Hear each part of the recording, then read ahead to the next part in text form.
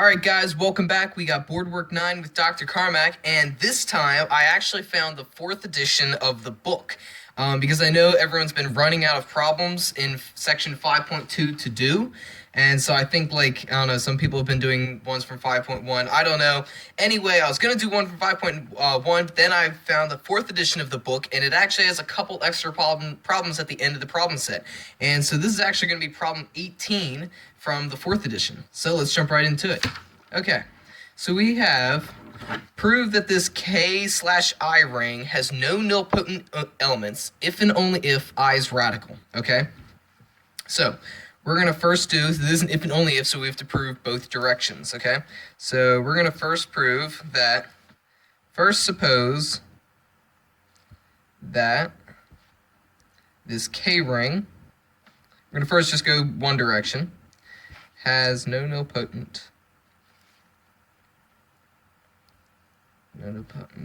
elements. Okay, and if you recall what a nilpotent element is, a nilpotent element is an element that is not zero, but you can raise it to some power that will make it zero. Okay? So, what we're actually going to do is now, this is going to be a proof by contradiction, so the next step what we're going to do is assume, because we're trying to show that if this is true, then I must be radical. We're going to assume I is not radical. Okay? It's not radical. Okay, what do we know if I is not radical? Then there exists some f to the power of, make this k so it doesn't confuse with that n here, f to the power of k. There exists some f to the power of k in I such that f is not in I, okay? Because a radical ideal is that if f to the power of k is in I, then f must be in I. So if it's not radical, there's got to be some element that breaks that rule, okay? Oh, of course, for k in positive integers, right?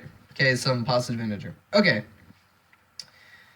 Since f is not an I, then we know that this notation, this bracket around f, is not equal to this. It's the congruence class of f is not equal to 0 in this ring. Okay. But here's the trick: we take this thing, but since actually, see this f to the power of k, this is an I, right? So that is actually going to be equal to 0 in this ring over here, okay? This is an I, so this is equal to 0. Now take this f over here, okay? And we're going to take the f and raise it to the power of k, okay?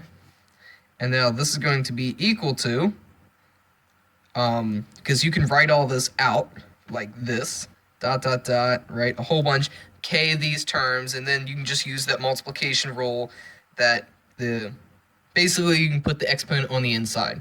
Now this is equal to 0, right? And now right here we've reached a contradiction. We've taken this non-zero element and we've raised it to a power of k, and we have gotten 0. So that means that this element right here, this bracket around f, is nilpotent.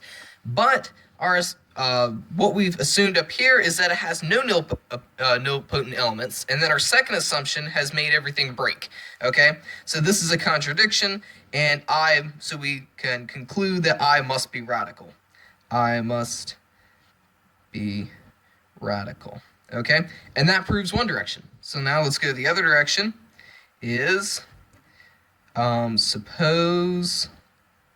And note how I'm doing this. I'm supposing one thing and then assuming another. And then the one I'm assuming is the one that's going to break. Because we can, without having any other, boundaries, we can be like, okay, we can just suppose this is true.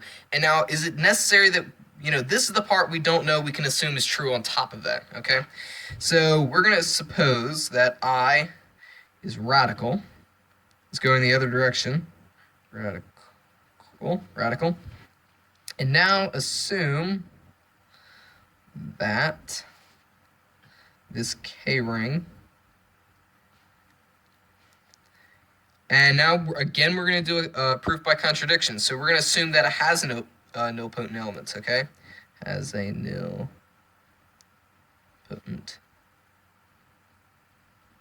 Assume it has a nilpotent element. So, what do we know? That means there exists some element in here, right? This is just what the elements look like, to the power of k, in here, that is equal to 0, where just the plain old f without the power is not equal to 0, and k is in positive integers, okay? Means this is a nilpotent element, okay? This is just the whole form of a nilpotent element.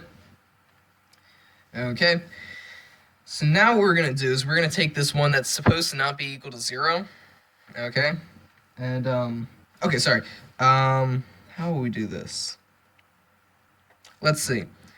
F to the power of k, okay, is equal to, right, bring that on the inside, which is equal to 0. Now, if this is equal to 0 in this little k ring, then f to the power of k must be an I. Okay? Makes sense? But I is radical, so f must be an I, because f to the power of k is an I, so f is an I. And if f is an I, then this is equal to 0. But we've just reached a contradiction because this is equal to 0, this it's not equal to 0, so contradiction, what do we know? Then this K ring must not have any nilpotent elements, so this part must have been false to assume, so it must be that it has no nilpotent elements, and that's it, and both directions are proved. Alright, that was easy, short, hope you enjoyed that, and like for more videos. See you guys next time.